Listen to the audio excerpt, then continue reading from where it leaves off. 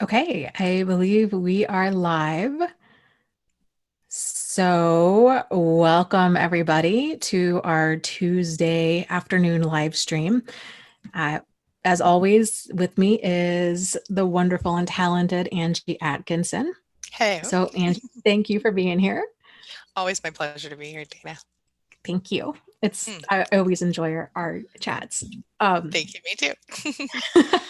And if you're new here, this is a live stream that Angie and I do. We try to do every Wednesday or every Tuesday at 1:30 p.m. Eastern Standard Time. They run for about an hour and we alternate channels. So next week we'll be over on Angie's channel. You can find her and her channel and everything about what she does across the internet over at Angie Atkinson on YouTube and yeah, Angie Atkinson across the internet. So, with that said, one of the topics that Angie and I wanted to start with today was the topic of being discarded and how emotionally devastating that is, understandably so, for so many people, and just kind of our 2 cents on it. So, Angie, do you want to go ahead and start off talking about the discard? Sure. So I've seen a lot of people in my groups recently and just around in the YouTube comments and everything talking about how they have been discarded recently and how painful it is. And I absolutely understand. And you're right, it's terribly painful. One of the things that we tend to see is, especially when there's a new supply involved, people are like, what's better about that person than me? Are they more attractive, better in bed? Do they have more money? What is it? Why did my person choose that person over me? And I think, and Dana, you've got some good points to make on that, but I think what we find is that it's easy for us to doubt ourselves. It's easy for us to assume, okay, this person must have something I don't have, or I must have done something wrong to deserve this. And in reality, it's none of that. It's just the cycle of the narcissist. They go through the same cycle. And what you'll see is a lot of love bombing at the beginning of that new relationship or repeated relationship. You'll see them, oh, this is my soulmate. This is the person I'm always supposed to, I should have always been with, blah, blah, whatever. And then you think, oh, well, what's wrong with me? What did I do to deserve this or not deserve this or whatever? And you forget that when you first got with the narcissist, they said and did similar things. And it's a cycle. They go through the love bombing or idealization, and then once they get comfortable with you and recognize you're human again, they devalue you, and that leads to the discard, whether it's a permanent breakup or not, and inevitably you find a Hoover somewhere down the way. So it's a matter of perspective. Now, Dana, I would love it if you would share what we were talking about before we came in today. I think Sure, sure. Yeah, I guess a couple different things. You bring up such a great point about uh, when we see that they're in a new relationship, it can be very easy to think, oh, they're going to live happily ever after. There really was something wrong with me. I was the difficult one. I was the one that brought out the worst in them. And had I only been, uh, different, then I could have had.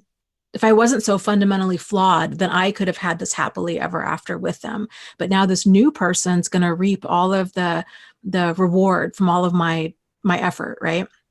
And it just adds devastation upon devastation, especially when you see this your ex or this abusive person so seemingly so happy with this new person. But it's so important that we realize what you're seeing, especially on social media. It's the idealized stage. All relationships go through some degree of this, and it's the rose colored glasses, and it doesn't last in any relationship because we all are human, and warts and all. So and then truth. that's when that devalue cycle starts coming in. So I wanted to bring up the point because what I see quite often is people talk about the discard, and then to add insult to injury, I think this is more an issue with with women who are discarded by men. I'm sure that's sort of male equivalent to this.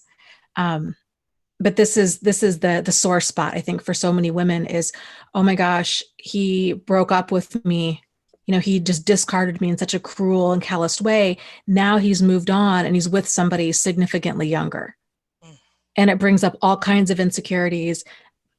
I'm old. I'm not wanted. I'm not sexy enough. I'm not thin enough. I'm not fun enough. All of these insecurities come bubbling to the surface when we find that out. I just wanted to share a little bit about my own experience, which was actually the reverse or inverse of that, with one of my exes who went back, who had lied about everything and had told me he was divorced, and it turns out he wasn't. He ended up going back to his wife, who I thought was his ex-wife, who was about 22 years older than me. Okay. And significantly heavier than I am, and who kind of on paper, it just would seem like, oh, well, it's the opposite of what, most people are like, oh, this person left me for somebody who's younger and more in shape and has a better job or whatever. And it was the exact opposite in my situation.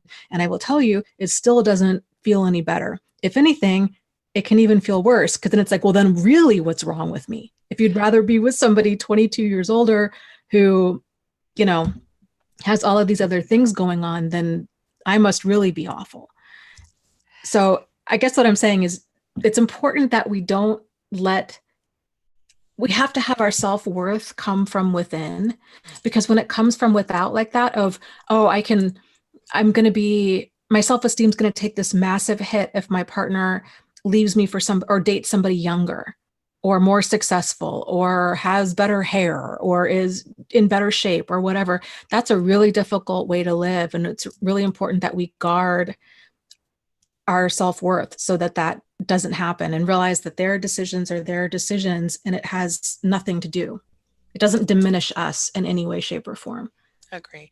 And on that same token, I think exactly what you said, it gives us an opportunity. If we are discarded, it gives us this strain. I know it's weird to think of it as an opportunity, but it gives us an opportunity to think, okay, what have I done wrong? Well, what you've done wrong is exactly what Dana just said, and that is to allow that person to have any control over your self-worth at all, and to allow anyone around you to, or the new supply even, to affect your ability to feel like you're good enough. And this is not your fault. This is not my fault or Dana's fault. This is something that, we're programmed growing up that we need approval in order to be okay. And a lot of us don't get that ever growing up. So when the narcissist comes along and they give us approval at first, the love bombing, we just spend the rest of our relationship chasing that, like it's some kind of initial high almost, right?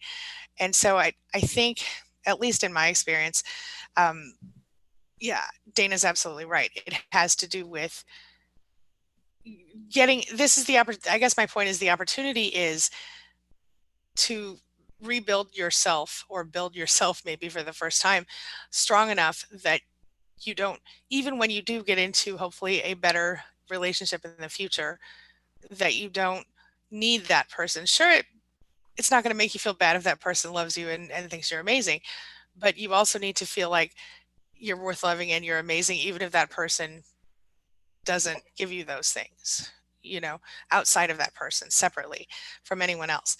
I just want to bring up one other thing here really quick, Dana. Elizabeth made a great point that I think is so important.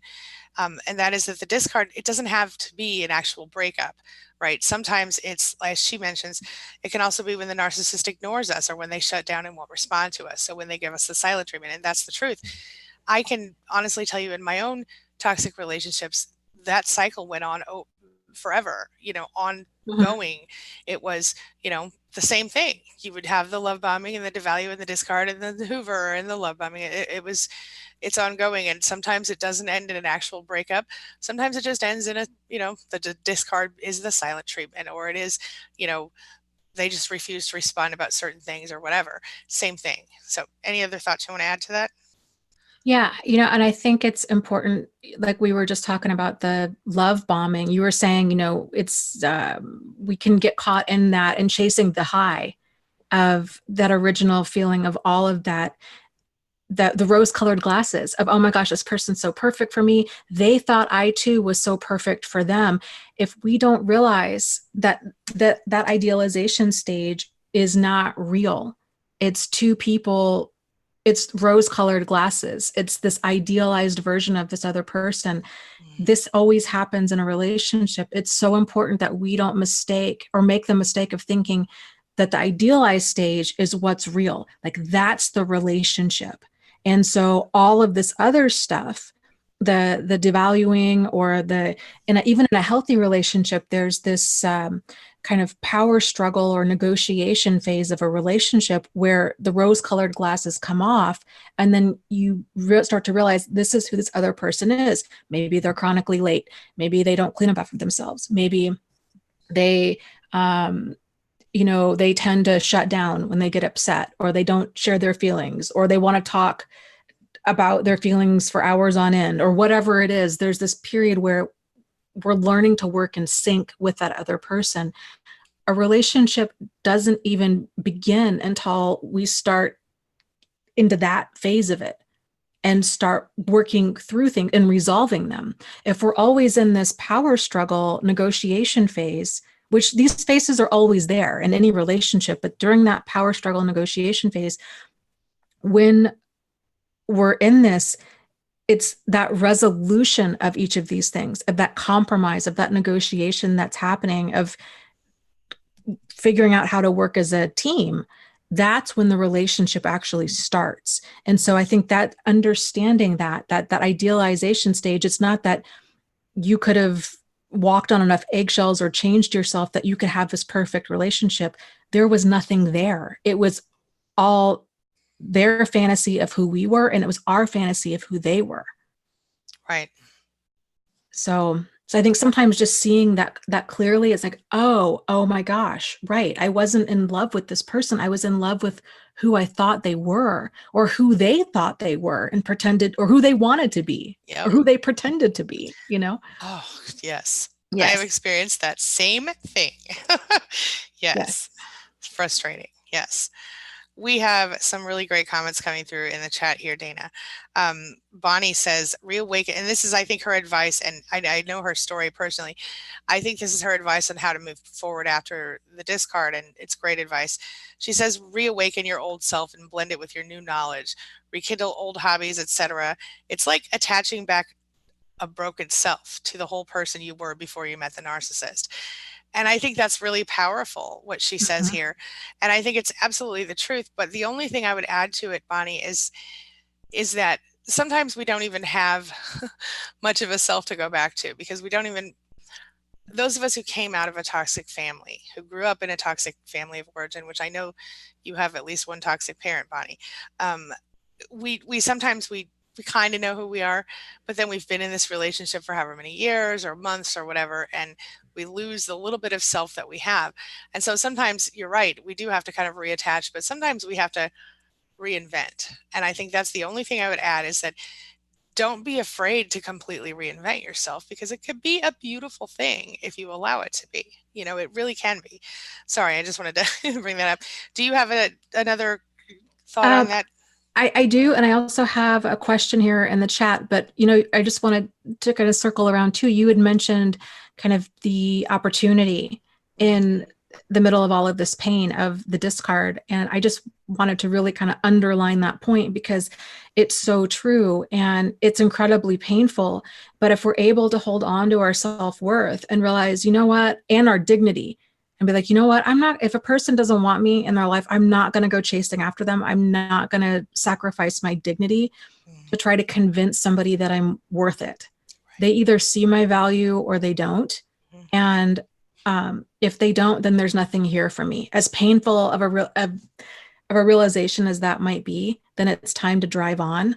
And so sometimes the discard, I really feel for the vast majority of people, it's the biggest gift in disguise, because the worst thing that can happen is to keep going through the cycle and the idealize, devalue, discard, idealize, or even idealize, devalue, idealize, devalue, idealize, devalue. I know I've come across so many people over the years that have been married for 20, 30, 40, 50 years, and it's been nothing but chaos the whole time. Yeah. And I just think, oh my goodness, this is so tragic.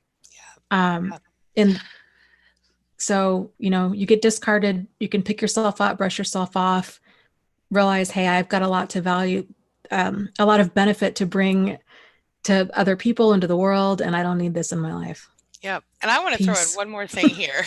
I'm totally with you, peace. I want to throw I want to throw in one more thing here. Something that occurred to me recently when I was talking with a client. She said, I went through this whole thing where I was like, well, yeah, he's difficult, but I know how to deal with him and I can handle him. And so she spent a lot of time just sort of strategizing on how to keep him happy and continue to run her home and her, as she saw it, her perfect little life. And then one day she was like, whoa, what about me? What, who cares about how I feel, Mhm. And the same thing happened to me. I kind of went through a phase where I was like, well, okay, so he's difficult. So what do I need to do to schmooze things and keep things to, running smoothly around the here and blah, blah, blah, whatever. I did the same thing. And it was almost like a game at first. And, it is possible to keep those people mostly nice, but it's so soul draining.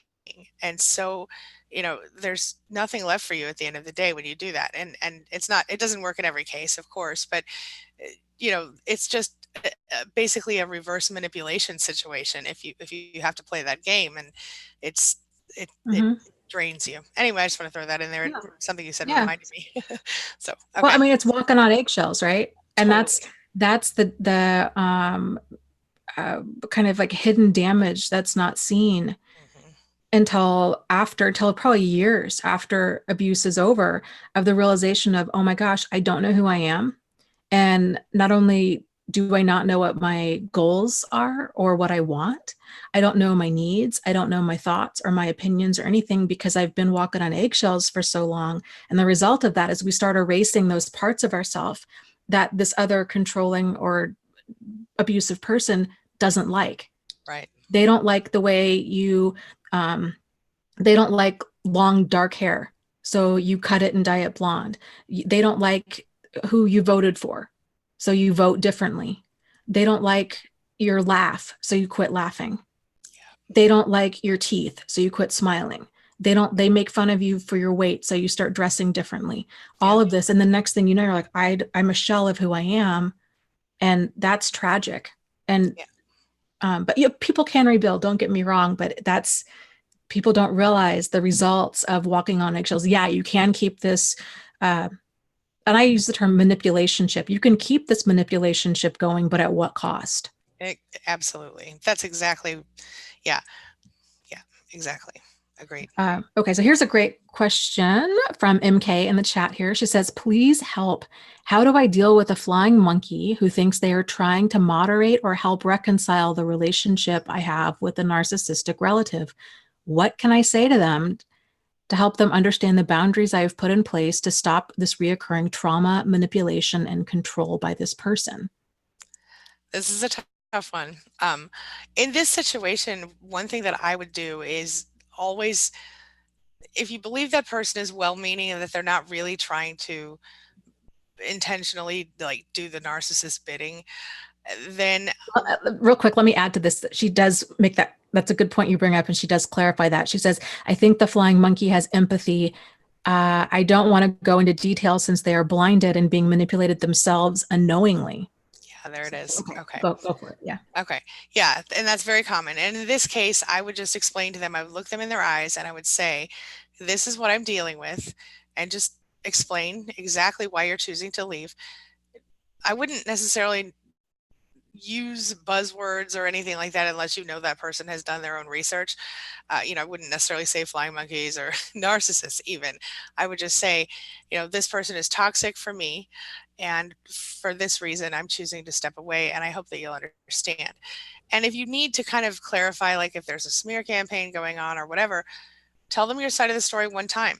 And if they can't accept that, and then ask them, hold on, and then ask them and say, hey, do you understand where I'm coming from? And would you mind not talking to me about this for a while?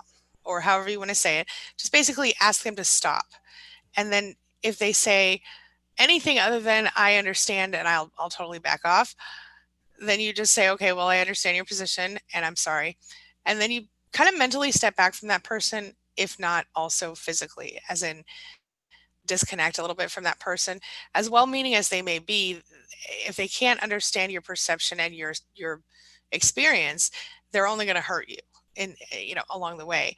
Most people won't want that, but if, like, let's say this person is the narcissist's sister, or their best friend or something, and they really care about you, and they think that they believe the lies the narcissist has told about why you left or whatever, then you know there's a certain amount of credibility that you have, but they may have a certain amount of loyalty to the other person. So you just have to kind of judge for yourself how far back you need to step if they don't understand and back off, I guess. Dana, what are your thoughts? Yeah, I would say pretty much the same thing. I appreciate your concern. I know that you're coming from a well-intended place.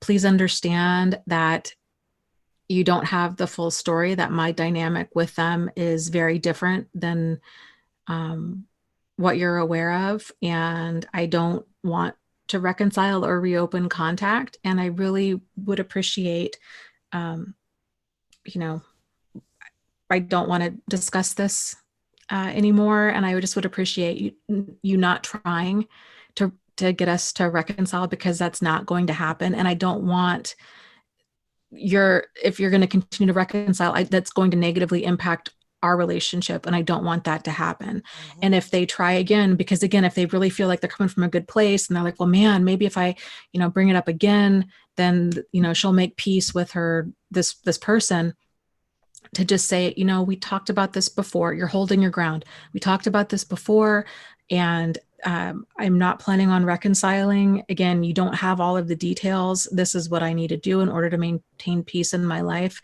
I really, I appreciate the concern. I really don't want to have this conversation again. Yeah. And yeah. I was just going to say, and don't be afraid to just remember, you don't owe anyone really any explanation. And so if you feel uncomfortable with this conversation or anything like that, don't feel like you need to share your intimate details. Maybe, like Dana said, you don't have the full story, or you don't know what happens behind closed doors, or what happens behind closed doors is a lot different than what you're used to seeing, or none of that.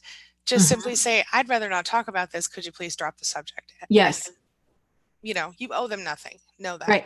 And that's a really valid point. You can even just start with that and just say, I'd rather, what? I don't want to stir the pot.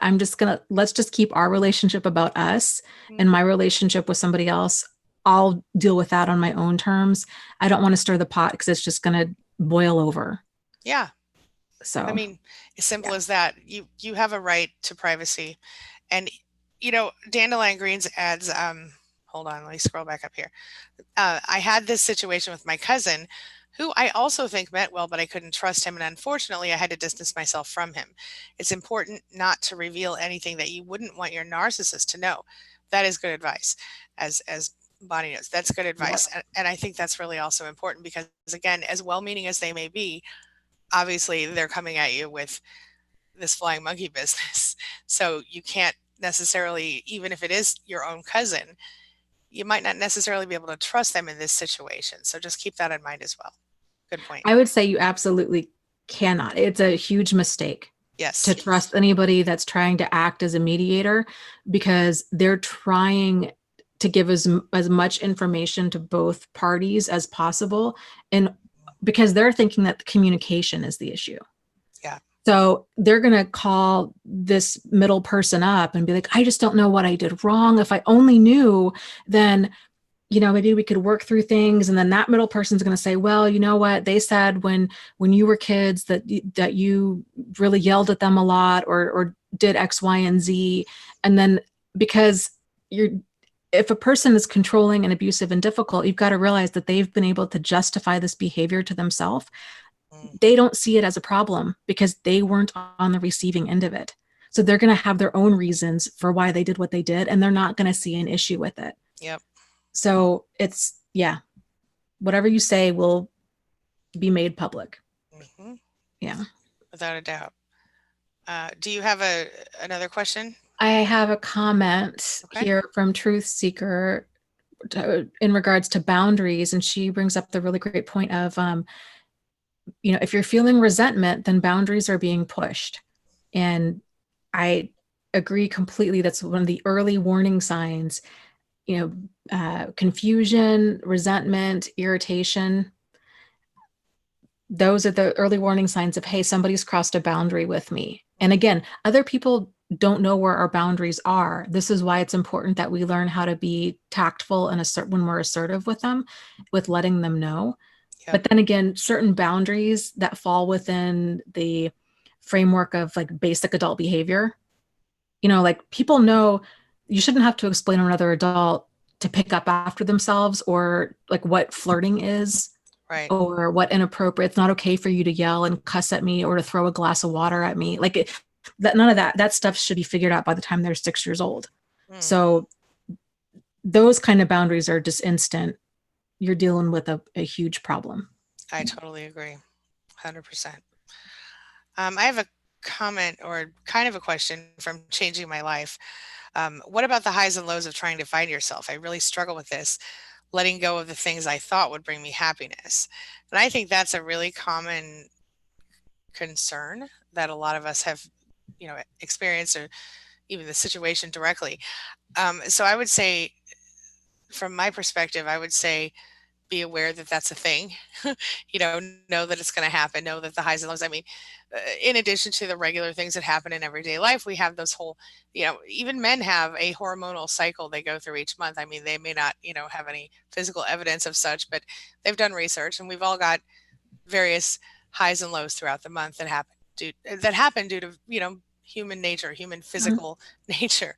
So I personally know, for example, that like 2 or 3 days a month, I'm pretty much like, oh my gosh, the whole world's about to end. It happens literally every month. And now that I am aware of that, I'll laugh at myself on those days, and I'll go, oh, wait, it's those days again where I think the world's going to end. Everything's fine. So it's partially about keeping it, being prepared for those days and knowing what you're going to do if and when those things happen. And it's partially about keeping things in perspective, and when you kind of do those, when you know, okay, there are going to be days where I'm going to feel like low, I'm going to feel like lonely and sad and whatever.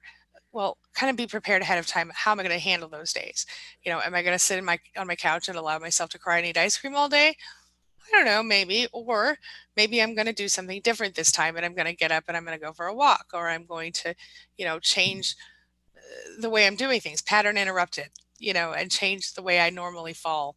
Instead of falling left, maybe I'm going to fall right this time, and it's going to, and I'm going to bounce back up. Does that make any sense, Dana? Am I just, yeah. What are your thoughts on that? Yeah, I agree. I think a lot of what you're saying is just speaking to giving ourselves grace and compassion. Yeah. And I think it's also important to realize, when we start rebuilding ourselves and kind of rebuilding our identity and our self-esteem, it's learning. This is not something that people normally consciously go about doing until there's times like this. And so there's a huge learning curve to all of this. And it's like learning anything else, learning how to, play the piano or write a book or any kind of other major undertaking, learning a new language, learning how to start working out. There's going to be a lot of stumbling and falling and frustration that's involved with it. It feels like we have 2 left feet and are just going in circles and can't do anything right. And it can be really challenging to not get dragged down by those feelings of ineptitude when we're like, man, what's wrong with me? Why can't I get this down? Or why am I here again? Or whatever. But keeping, I think if you have a clear idea of the kind of person that you want to be and the kind of life that you want to live, like let that be your North Star. And continually evaluating your process of, okay, well, how am I doing on this, and what needs to change? On a personal note, I really struggle with organization. It's attention deficit stuff, and it's been this way since I was it got really bad. The more complicated my life got. I was fine in elementary school, but then junior high hit and my world went into chaos, and it's been that way ever since. And Anyways, it affects my life dramatically. And I even take medication for it, and it still is a problem. And I've been watching all these videos about how to get better with stuff like that. And I was just watching this video, and it was so profound. This guy was saying, focus on your identity, not on the things that you're doing. So, for example, the example the video gave was, let's say, you want to quit smoking, like you're changing this habit. So, like you want to get healthier. Instead, so let's say somebody says, hey, do you want a cigarette? Instead of saying, oh, I'm trying to quit, you would say, oh, no, thanks, I'm not a smoker. Because the first response of no, thanks, I'm trying to quit, you're still identifying as being a smoker. Good point. And the second one of no, I'm not a smoker, you've changed your identity. And because of that the cognitive dissonance, we're always trying to strive for cognitive resonance, which is smoothing that over. So our thoughts and our actions always line up. Yep. So I think that can be helpful too, to get clear on your identity and to where you're focusing on just being that person, and then everything else starts kind of falling into place. Yep. Yep. And I'm sure you know this, Dana, but there's been a lot of there is correlation between the struggle to stay organized and the type of trauma and abuse that a lot of us have experienced, and that does often start in childhood, of course, as you know. But that's a very common issue for survivors of abuse, and it tends to either be that way, or they go the complete opposite way, where they're like hyper organized because it's the only way they keep their supply happy, or it's the only thing they think they have control over. Yes. So it's interesting. I have a 30-day it's like a free 30-day get your house together kind of thing, like because of the fact that this is so common. It's we all go through it, and yeah. So let me just really quick throw a tip out here. One of the things that really helps me on this, because I'm like that too, I have the same issue, is two things. Bullet journal, not going to talk about it, it's a good thing. Secondly, keeping little things done. Like I always make this rule, I have this rule for myself now, where like I never ever ever I make my bed every single day, no matter what. And I do my dishes as soon as they're used every single time. And that's kind of a newer thing for me, but I hate doing dishes, but it's so easy to do dishes if I do it really fast right then. You know what I'm saying? My point is, make tiny changes like that, and it will create a much bigger changes. Just the 5 minutes it takes to wash the dishes after you use them, or the 1 minute, literally 1 minute it takes to make your bed if you do it every day, it's life changing, those little tiny things. So I mean, don't feel, it's easy to feel overwhelmed. I'm off topic, but I get this, I feel this really deeply, so I understand where you're coming from. So anyway, sorry, go ahead. Yep, I agree. I think I'm so with you on the making your bed part. There's such power in that. It sets, you start off your day with a little small win. It proves to yourself, that you are competent and capable of adulting, and that you can get your life in order. And it just as it's starting your day with a little small victory. And every time you walk past that bed or through that room or whatever, you see it and you're like, oh, that's kind of nice. And then you get to the place where when it's not done, you're like, what? Yeah. I agree. Anyway. Here's another comment in the chat. Actually, I've got two of them here, or two questions in the chat. This is from Mandy, who says, I think it's hard to set boundaries because once you love this person, it's hard to remember that they are not normal and can't respect you or love you. So how do you get past this? Well, I think, and I'm just going to throw it out here, I think it has to do with your self-worth. Because at the very moment that I started to realize, hey, wait a minute, I deserve to be treated with love and respect too, that was at the very moment at which I started to see some kind of something wrong with the constant crossing of boundaries. And I started to see something wrong with the way I was being treated. And I started to go, I deserve better than that. So when you respect yourself enough and you can see that you have value enough, I'm not saying, I'm not saying like woo-woo self-love stuff, but radical self-acceptance or complete and total self-acceptance where you accept, okay, yes, I'm flawed, I'm human. However, I have a lot of good things about me as well. And here, and I deserve as much as anyone else to be treated with a certain amount of love and respect, then you automatically, you find yourself like kind of reacting to it in a different way, because we spend so much time, like I spent so much time, how do I keep these people from being mad at me? That was my whole life for a long time. How can I just stop everybody from being mad at me? All the toxic people around me, and even non-toxic, that's a funny thing to say about a person, a non-toxic person, somebody who was regular, I would still sort of bend over backward to prevent them from feeling uncomfortable or in any way negative toward me, because I was so always so worried about, we become people pleasers because of the fact that we learn that's the only way to get accepted. And so when we stop caring about crappy people accepting us and we start requiring higher standards for ourselves, then we automatically react to poor treatment in a healthier way, where we're like, that's not acceptable. And for me, setting my boundaries came with first setting my boundaries and being comfortable enough, even when it was uncomfortable, to sort of stand behind them and enforce them. It came with self value, self worth, understanding that I was as important as everyone else, around me and in the world. I don't know. Dana, thoughts? Um, yeah, I think for there's kind of this gradual awakening. Yeah. That's all part of this process of really just getting grounded in yourself, like Mhm. stepping into yourself, and boundaries is a big part of that. And it's a process. I refer to it often as kind of getting our sea legs, Mm. because like when you're on a boat, there's a lot of this rocking back and forth, and we tend to go from no boundaries to overly strict boundaries to being very passive when we set them to being very aggressive when we set them. And it just takes a little bit to kind of find that balance with them. When people first are heading down this path of setting boundaries, it feels very uncomfortable, very unnatural, and uh, almost punishing. Like we're setting limits on this other person. Yeah.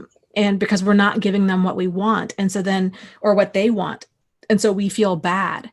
But if we change the way that we view about boundaries, that this isn't to punish them, this is about valuing our space and kind of understanding what's appropriate space for each person, Mm. then it just becomes more of a fluid thing. It's just something that we do.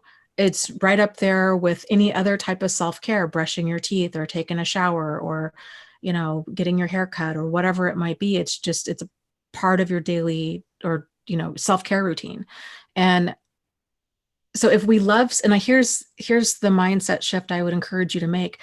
When we care about people, but when we set boundaries, the more we care about a person, the more diligent we have to be with setting boundaries.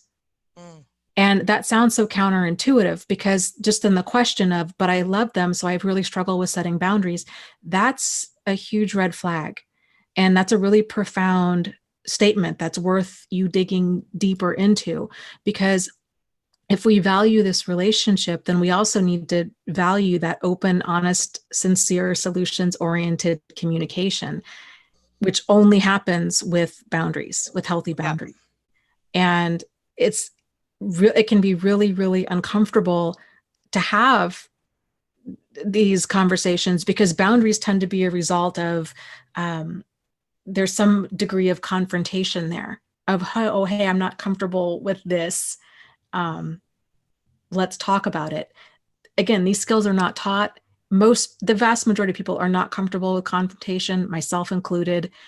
But it's this ever evolving thing of, okay, it doesn't matter how I feel about this other. Well, it does matter how much I feel about the more I value this relationship, or the more I value myself. Boundaries are just they have to be there.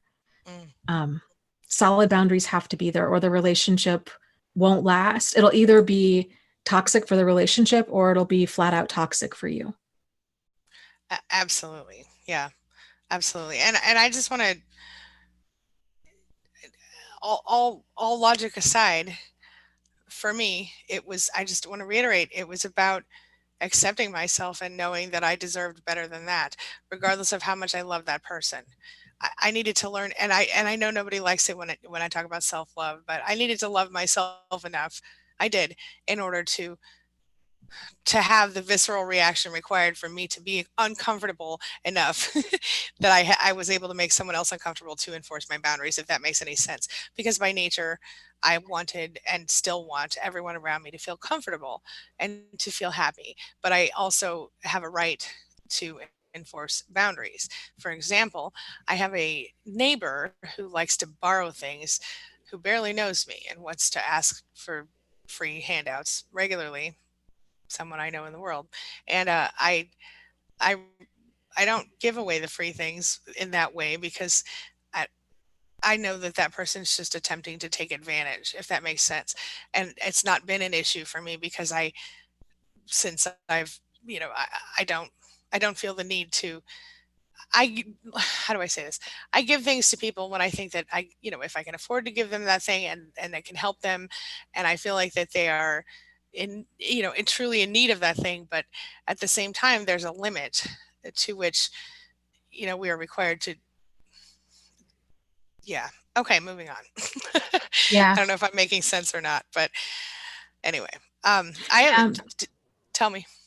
oh, I was going to say, I heard a really great quote the other day that pertains to this boundaries thing in relationships. I think it was from, Dr. Gabor Mate.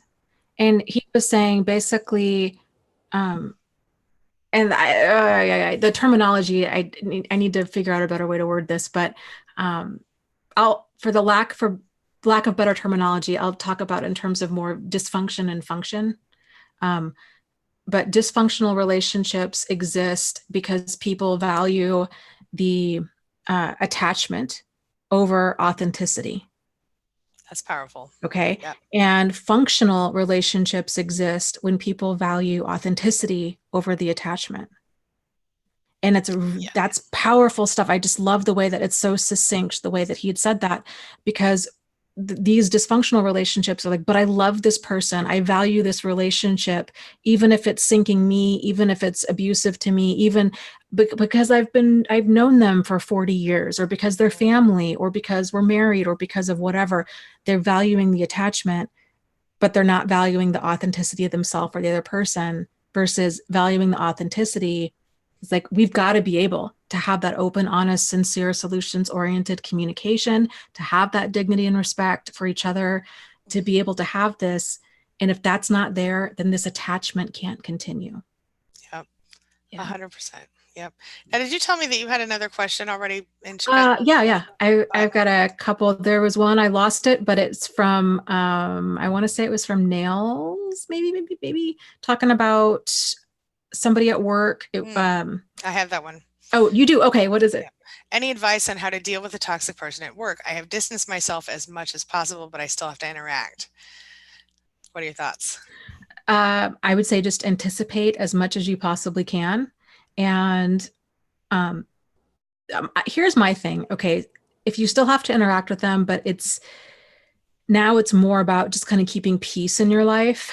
Um, I would really focus on how can you keep peace in your life if you've done as much as you possibly can. If you I mean, it just depends on how toxic the situation is. If it's just annoying and irritating, then I would try to make it into some sort of game Mm, with yourself, or to just bring as much fun as you possibly can to it.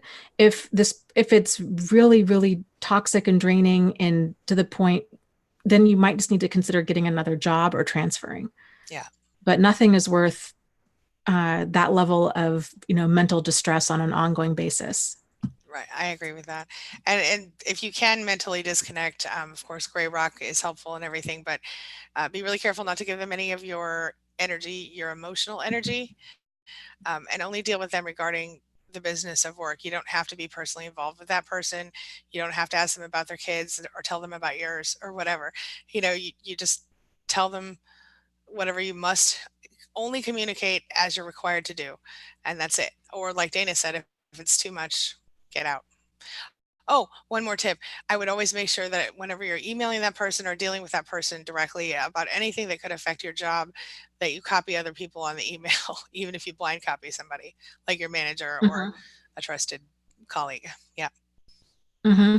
Yeah. And when I was talking about making it into a game, like if other coworkers kind of feel the same way, let's say, for example, if you have an office buddy Mm, that feels the same way and you're somewhat close to this other person, making it some sort of challenge where if you are able to just stay completely appropriate and professional and polite with this other person, that make it into some sort of contest that um, they have to buy you a latte if you were able to keep it together during the staff meeting, or you're keeping points yeah. and at the end of it somebody gets something, or you guys both get to go out for a nice dinner. You just make it fun, Hmm. you know Excellent idea. Yes. Yeah. That takes some of the vinegar out of it, some of the sting yeah. out of it, I think, when you can make it a game like that at work. Yeah. And especially if everything else about your job is good for you, you know. Yeah. Hmm. Yeah.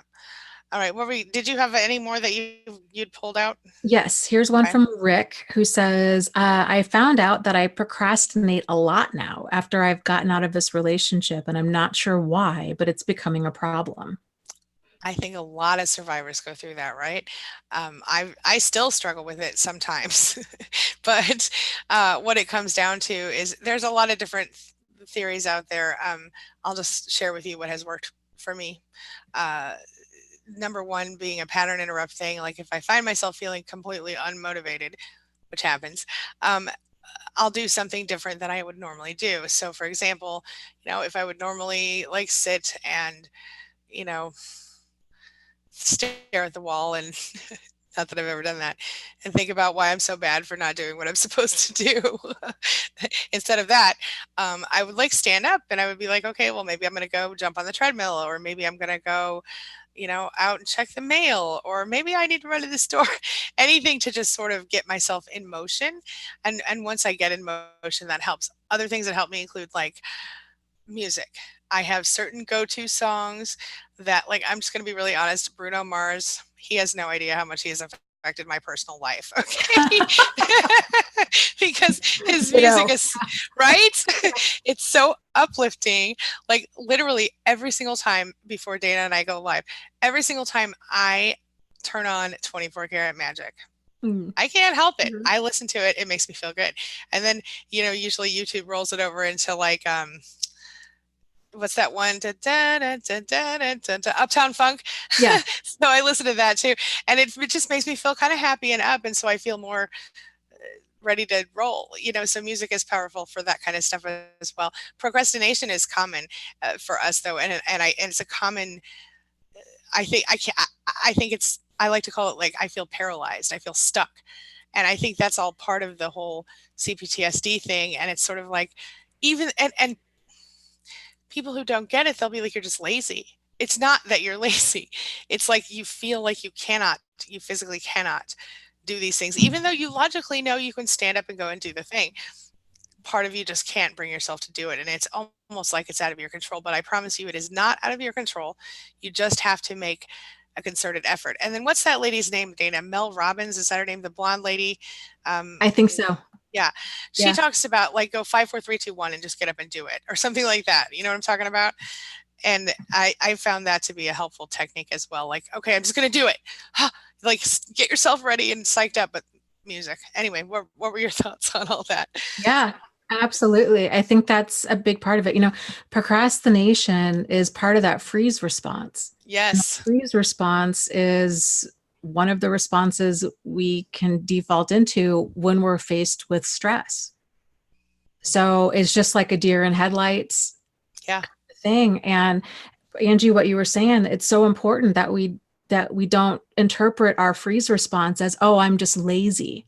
Right. What's wrong with me? Because it's so easy to think that, like, seriously, what on earth, like, you've got to get up and get moving. You've just got to be able to clean or to handle this kind of stuff. And it's stress can hit a person like a tidal wave, and it can be very difficult to get out of that freeze response. But doing these kind of, setting a timer for 5 or 10 minutes, taking these small bursts of action, doing the Mel Robbins or Roberts, I forget, Mel Robbins trick of the counting from 5 to 1. What this does is this tiptoes around the amygdala.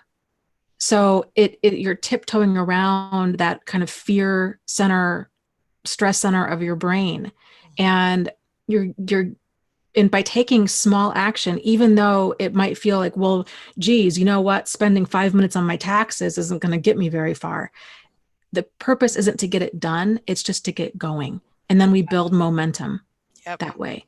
So there's such a great power in doing that. So I'm a big fan. Set a timer, 5-10 minutes, just get going. And then you realize, oh my gosh, I actually got quite a bit done. You feel better about it. That decreases the stress, that increases your motivation, and then it's easier to get going next time. And you're right. It's something I didn't even think of. That's absolutely true. Tell yourself you only have to do it for 5 minutes, or you only have to do it even for 1 minute, and then just do it and start. And for me, when I do that, I'm like, okay, look, I have this whole big thing I have to do, but I'm stressed out about it. I don't want to do it. Okay, I'm just going to start. I'm just going to do this one step, or I'm just going to clean off, like, if, like, say my house is crazy, I'm just going to clean off this one table. Or if I have like I currently have a bunch of boxes that I need to deal with, I'm just going to do one box, and I'm just going to handle this one box.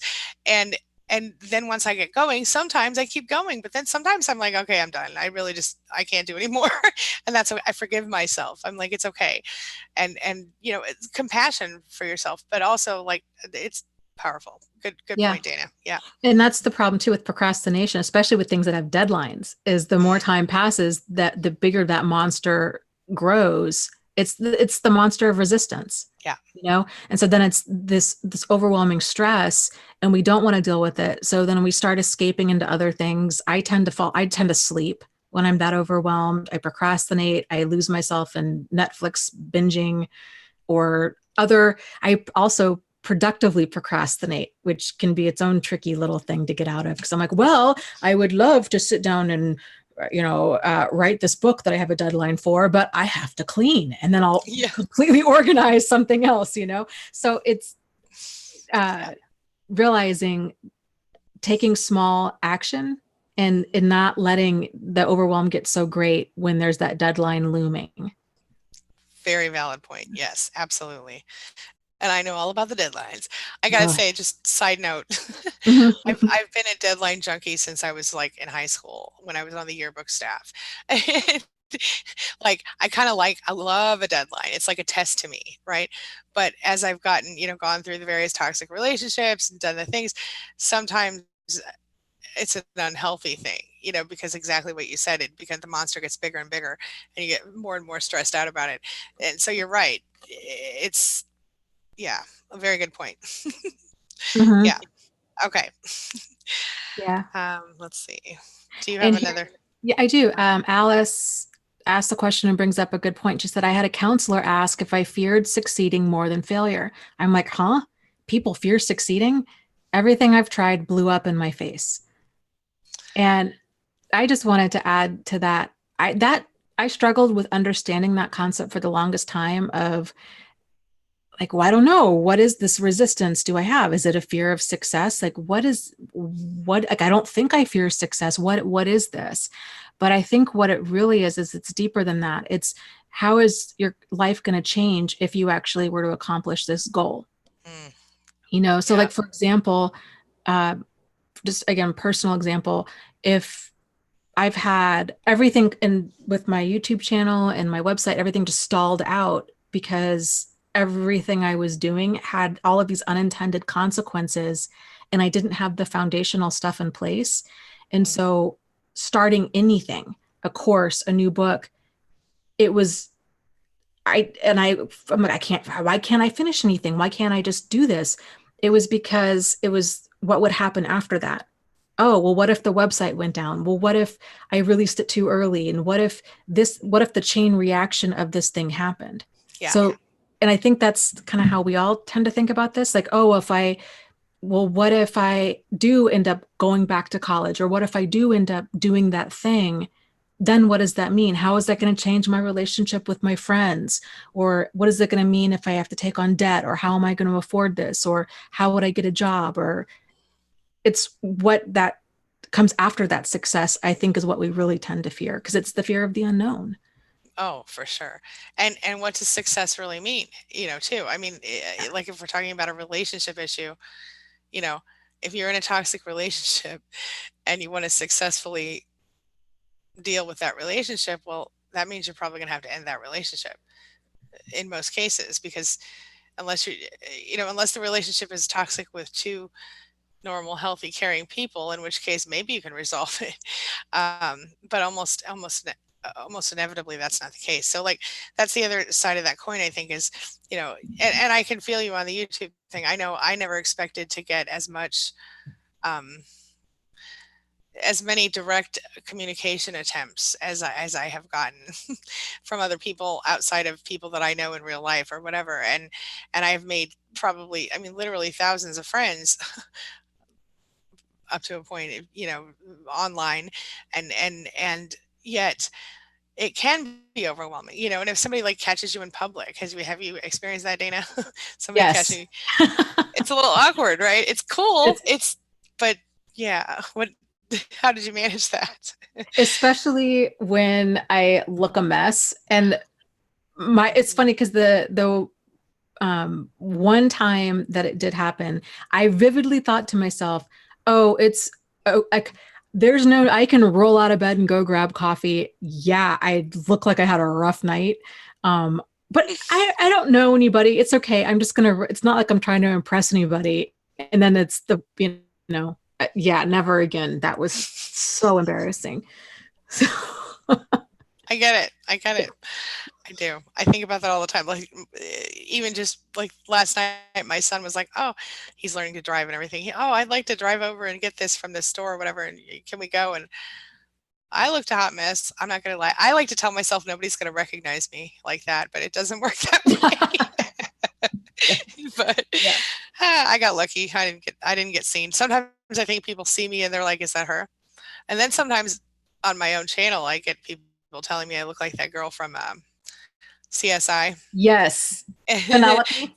Yeah. Yes. So I've had people stop me on the street and take a picture with me because I look like her. So I guess and I don't even see it that deeply, but except the hair and the glasses, I guess. But anyway, I That's think that's funny. ironic. Off topic. Yeah. Funny. Yep. All right. So let's see. I have something from Debbie here. She says, I changed my number just before I did that, I told him he was a narcissist. He runs from me now. Is this a good way to get free forever?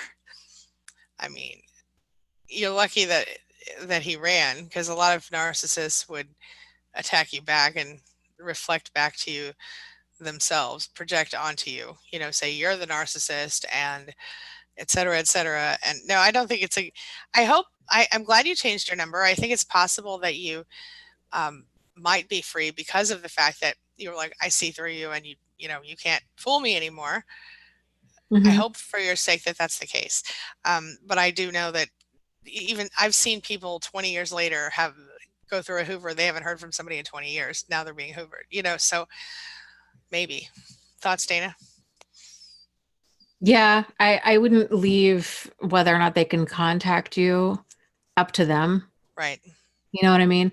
And I wouldn't worry about it either. I know that's a question, Angie, we tend to get often is, well, how long do I have to worry about hearing from them again? Am I safe now? Like, will they resurface? And, like, we can't tell the future. I'm just a big fan of just plan for that. Yeah. If it were to happen, I wouldn't lose sleep over it. I would just kind of think about, okay, if this person did contact me through a fake profile on Facebook or an unlisted number, what would I say? And because a lot of that fear of, well, what if they contact me again?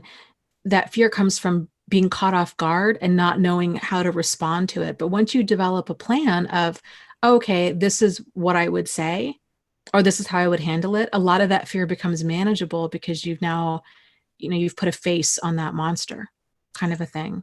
And Yeah. then you just go about living your life. And if it happens, it happens. You handle it and you drive on. and it's just a non-thing. It doesn't need to ruin your life, your month, your day, your week, any of it. Mm, all Yeah. true. Yep. All true. Do you have another one for us? No, but I can find one. All right. I kind of, this is kind of interesting. Vivi said that she was the mean girl in junior high for a couple of years, and she was afraid of becoming known in the internet world. And she said that made her afraid of being successful because she couldn't forgive herself. Mm. And then Angela Falsetta added, "Hey, Angela, that hit home for me. I destroyed myself as they programmed me to do. I was hoping that they would come to the rescue and see what they did and regret it. I know I would regret it." And then Dandelion Greens adds, this is just a great little, Vivi, I'm touched by your admission of having been the mean girl. It's my experience that true mean girls are always mean, but many mean girls were just under a bad influence. And I would say that that right there is the crux of all of it, is that when you're going through, an abusive situation at home, sometimes you see the school bullies, they're almost never in a good home environment. I mean, sometimes, they're just jerks, but in general, there's usually some other issue going on for that person outside of, mean girls or boys, outside of school, and so they try to control everything around them, or they act hateful to people as people at home maybe have treated them or whatever. But I do think that it's powerful that, that Vivi could say, yeah, I went through that. I was that girl, because nobody wants to admit to being that girl. Right. But being able to admit to having been that girl, I think gives you this insight, and maybe you can even help. I'm going to go totally off track here really quick, but I'm actually working on a video about cyberbullying. It's a long story, but for this reason, because adults cyberbully others. Anyway, my point is, bullying is generally a result of, in my opinion, that person having been treated differently elsewhere. What are your thoughts on that?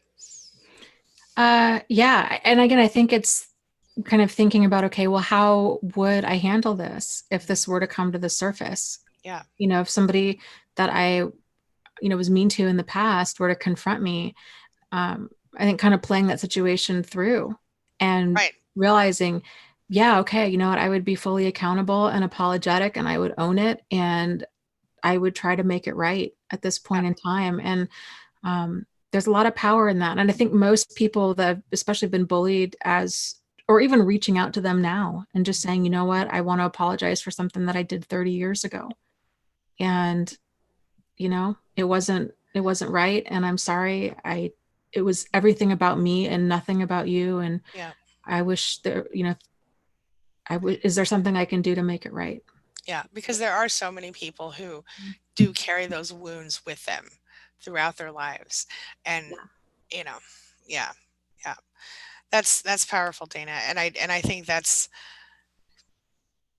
yeah, it's a difficult thing to even say out loud, but I think you should be proud of yourself for acknowledging it. And I agree with what Dana said about, knowing how you're going to react if and when that moment comes. And on a completely other note, I think just coming out and saying it, like, I don't know if you YouTube or if you do anything like that, but if you do have some sort of public platform to come out and say, hey, I was the mean girl. This is why I was the mean girl. And exactly what Dana said, I'm so sorry that I did this, and it was not about you. It was all about me. And I, et cetera. I think that would be um, a powerful way to Mhm. put it out there. Yeah. Absolutely. A lot of good could come from that. Mm. A lot of great conversations could come from that, and a lot of healing could come from that. And Right. yeah, For more than just the person or people who you affected, other people who were affected as well, on both sides of that fence, I think. Yeah. absolutely. I think it's really difficult for any one of us to own the problematic things that we've done, Mm. because there can be so much shame and embarrassment associated of, like, I cannot believe I said that or acted that way, and we just want to bury it. Yeah.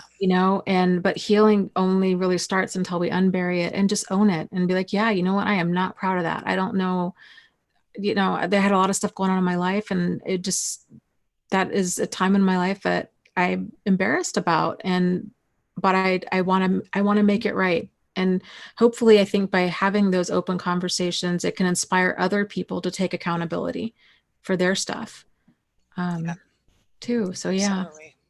100%. Yeah. Um, I know that we're running out of time here, but I have this one. If you don't mind, I'd like to bring this one thing up Okay. here. Yeah. Alice is worrying me. Mm. She says, my only regret was taking him back 12 years ago. He escalated to prostitutes. I mean, what's next? Murdering me.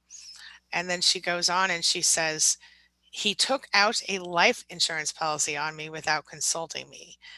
Um, yeah, Alice, I would be getting out of there as quickly as possible and getting yourself safe. I don't see any other options for you, because I certainly, Alice says I'm 43. He will look for it. Yeah. Um, that's pretty scary. It's pretty scary, and I think that you should get out of there as quickly as you can if you're not already gone. Um, your life is worth more than that, and I would also cancel that policy or change the beneficiary to someone else in your life if you can't cancel it personally. Uh, I don't know. I feel like this could even be. I don't know if you could do anything with the police or anything like that. But Dana, what are your thoughts on this? Yeah, I would document everything. And normally, insurance companies have the procedure in place where somebody, unless you're married, Hmm. unless they're family, a person can't just take out a life insurance policy on you for kind of those, or especially making themselves the beneficiary Hmm. for those reasons. But um, yeah, I would call and cancel the policy. I would make it very, I don't Hmm. know, it depends on the dynamic that you have with this person, but um, you know, uh, I would think about different ways to leave because that really is unsettling, and Hmm. there's no valid reason for that. Unless, Yeah. I mean, do you have children with this person? Like, that could be the only somewhat legit reason for And it. But even still, I would, yeah. It's just and even if you do have children, that doesn't mean, I mean, there, I hate to say it, but like I was just thinking about a couple years back, there was this man in my area who drove his two little toddler boys out in the car somewhere, took them without their mother's knowledge. She was at work or something, and killed them both, and then killed himself, and just they found him in the car like this, and it was to hurt the mother. I mean, the whole thing, there was some sort of evidence that led to that, but there was a note, and it was just, like if you're going to do that to yourself, why would you do that to your babies? It makes no sense to me, but it was intentionally to hurt her, leave her alone in the world, So I just, it's not, I have goosebumps just thinking, it's not worth it. I hope that you take it seriously. I was trying to see if I could see where you said you were already out, but I don't see that. Um, I hope you're out. And if you're not out, she, I hope you get out. What? Go ahead. yeah, she's saying that she's married and claims our son is the beneficiary, but I don't believe it. I have financial issues. I will be homeless and the shelters are full. Our son is an adult. Um, I would consider calling a domestic violence shelter, um, and talking in terms of kind of thinly. I don't know your situation, but it sounds like there's concern that there's thinly veiled threats of harm to Mhm. you. And if there's been any other abuse that you need to get away from him, it sounds like you would be a candidate for domestic violence shelter. Yeah. So I would start there instead of a homeless shelter. Yeah. And I mean, if you have even a small amount of income, you could get, there are a lot of places, where you can go like rent uh, the extended stay places, sometimes cheaper than renting an apartment, but at least for the short term, just get out, or talk to your son and see, maybe, you can sleep in his spare bedroom or something for a couple weeks till you get on your feet or something. There are things you can do, or if he doesn't have one, his couch, because, let's be realistic. I don't know how old he is, but there are things you can do, and just your life is so much more important than his happiness or his ability to. I don't even think it's happiness. His ability to follow through whatever diabolical crap he's got going on. It's just not worth it. And we always think it's not going to happen to us. We always think, that stuff doesn't happen to me. We have a high threshold for abuse. We tolerate more than we should, and we kind of minimize our experiences. It's part of our nature. But this is serious. He literally took out a life insurance policy on you. I mean, just please be careful and take care of yourself. She says, I'm in my own room. Son is living with us. Okay. Well, if your son's an adult, maybe the two of you can work something out. Or like Dana said, Alice, go to talk to the domestic violence or what did you say, Dana? Yeah, domestic violence shelter. You Yeah. can Google different shelters in your area and call Yeah. them. And it worked. I have at least one person on top of my head who has somebody that follows us here on YouTube, and she's part of the Spanily over on Facebook, and she has done this. She has gotten out of a situation. She went to a domestic violence shelter. They helped her kind of get a job. They helped her move away from that state even, and now she's finally, just a few months later, she's in her own apartment. She's got a job.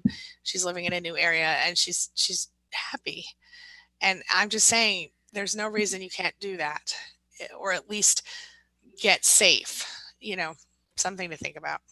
And, and two, a lot of times, depending on the shelter, you can at least open the conversation with an advocate there and just talk through things. You don't need to make any major decision today or tomorrow. You don't have to go in there, but you can at least start talking to them.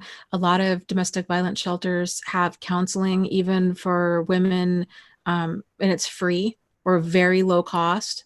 But I think in your situation, it would be free, where you don't even have to be in the shelter, that you can call and just say, I'm interested in services, counseling services. Do you offer any? Yeah. And you might want to start there. She's saying that the domestic shelters are full. They're taking people with small children first. I'm in Southern California. It's bad out here.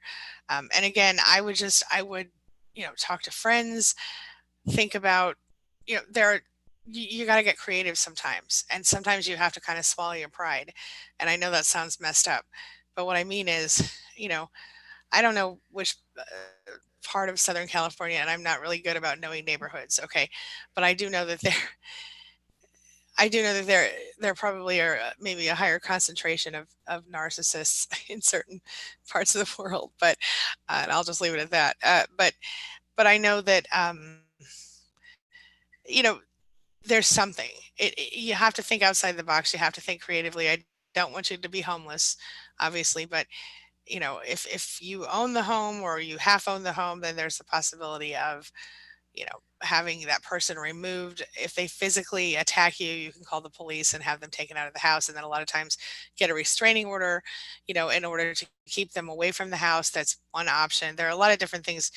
Doesn't hit me. She says, my son does not care for him. It isn't a pride issue. I'm seeking out a lawyer. Okay, good.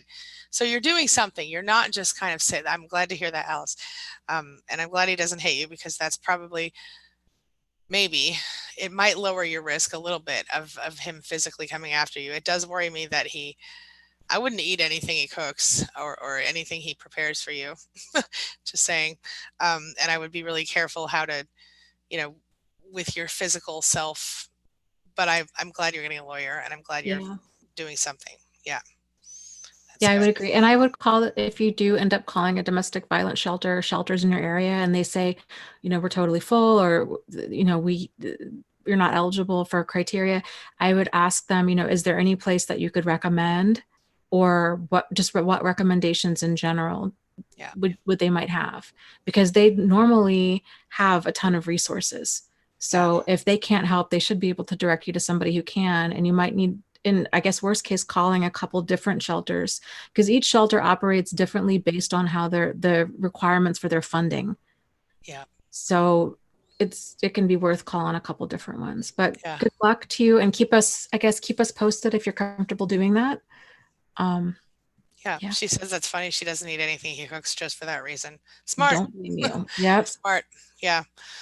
All right, Alice, take care of yourself. We would love to hear back from you and know if you're okay, if that's okay with you. And everybody, thank you so much. Dana, do you have any other thoughts I didn't mean to try to close out your stream. Sorry about that. Okay. Yeah, no, I think that's it. I guess we'll just see you guys next week, same time, 1:30 p.m. Eastern Standard Time. This goes for about an hour-ish. And next week we'll be over on Angie's channel. So check her out, Angie Atkinson. And if you're interested in joining these live streams, if you would like to subscribe to both of us, that way you get notifications of when we are going live. Absolutely. So we'll see you next week. Thank you so much, Angie. It was great talking to you again. You And too. yeah, I'll see you in a week. All right. We'll see you in a Okay. week. Have a good Bye. one.